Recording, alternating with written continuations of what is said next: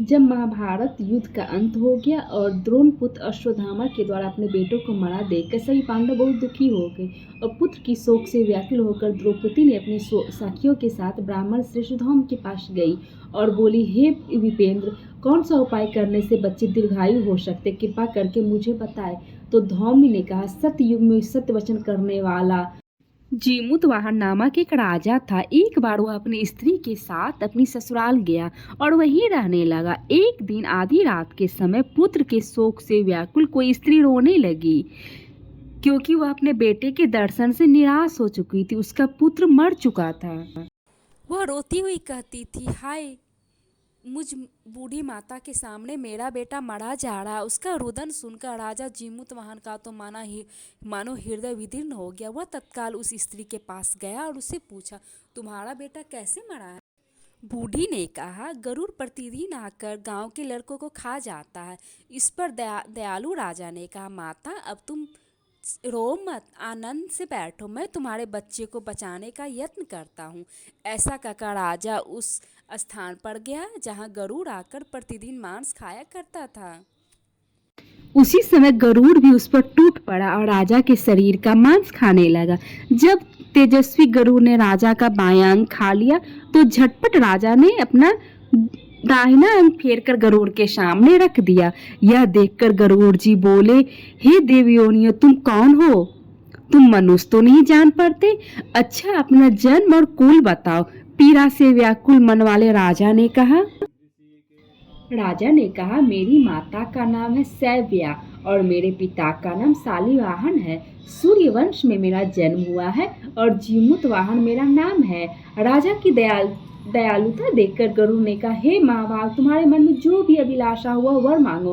राजा ने कहा, हे पक्षीराज, यदि आप मुझे वर दे रहे हैं तो वर दीजिए कि आपने अब तक जिन प्राणियों को खाया है वे सब जीवित हो जाए। हे स्वामी, अब से आप यहाँ बालकों को न खाए और कोई ऐसा उपाय करे जहाँ जो उत्पन्न हो वे लोग बहुत दिनों तक जीवित रहे।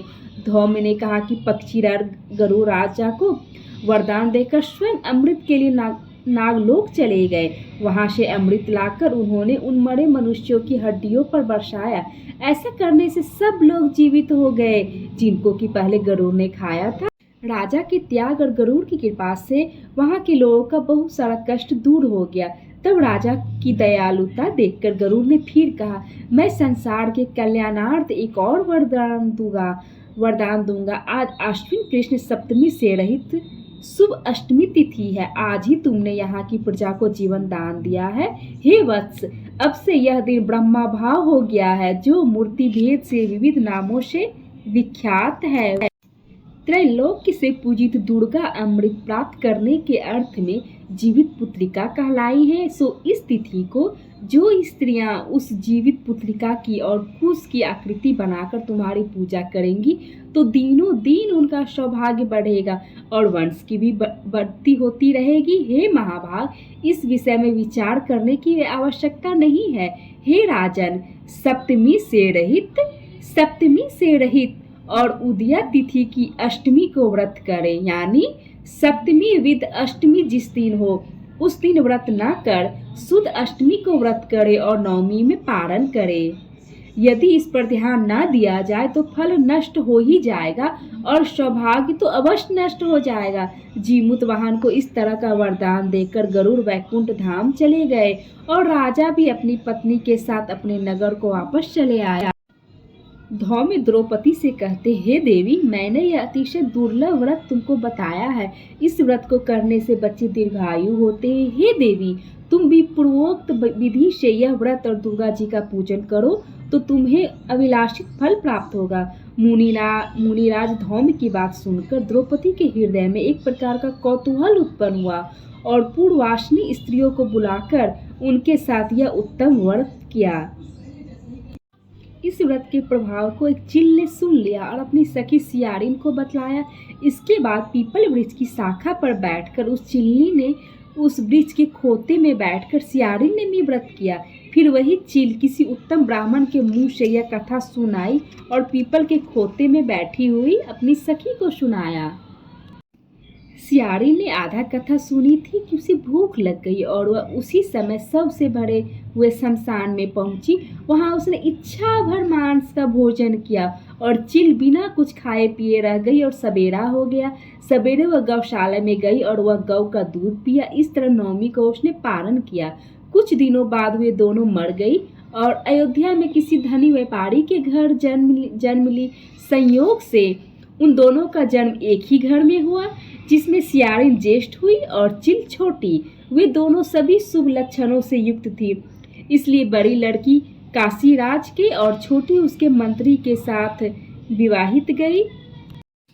पूर्व जन्म के कर्म फल से वह मृगनयनी रानी हुई। जिस किसी भी संतान को उत्पन्न करती वह मर जाती थी और पूर्व जन्म की बातों को स्मरण करने वाली मंत्री की पत्नी ने अष्ट अवसुओं के सुदृश तेजस्वी 8 बेटे उत्पन्न किए और सभी जीवित रह गए।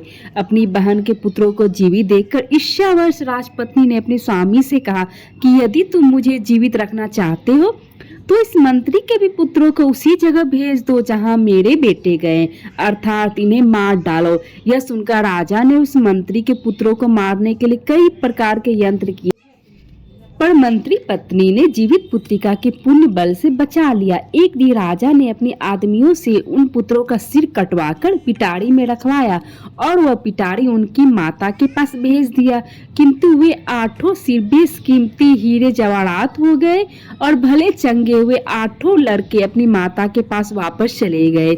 उनको जीवित देखकर राजपत्नी को बड़ा विस्मय हुआ। अंत में वह मंत्री की पत्नी के पास आई और उसने उनसे पूछा, हे बहन, तुमने कौन सा ऐसा पुण्य किया है जिससे बार बार मारे जाने पर भी तुम्हारे। इस पर मंत्री की पत्नी ने कहा, पूर्व जन्म में मैं चील थी और तुम सियारिन, दोनों ने व्रत किया था। तुमने व्रत के नियमों का भले भांति पालन नहीं किया था और मैंने किया था। इसी दोष से हे बहन तुम्हारे बेटे नहीं जीते हैं। ओ राजरानी, अब भी तुम उस जीवित पुत्र का व्रत को करो तो तुम्हारे बेटे दीर्घायु होंगे। मैं तुमसे सच सच कह रही हूँ। उनके कथा अनुसार रानी ने व्रत किया, तभी से उनके कई बेटे सुंदर और दीर्घायु होकर बड़े बड़े राजा हुए। सूत जी कहते हैं कि इस प्रकार का आनंद देने वाला मैंने यह दिव्य व्रत बतलाया है। स्त्रियां चिरंजीवी संतान चाहती हैं तो विधि पूर्वक यह व्रत जरूर कर।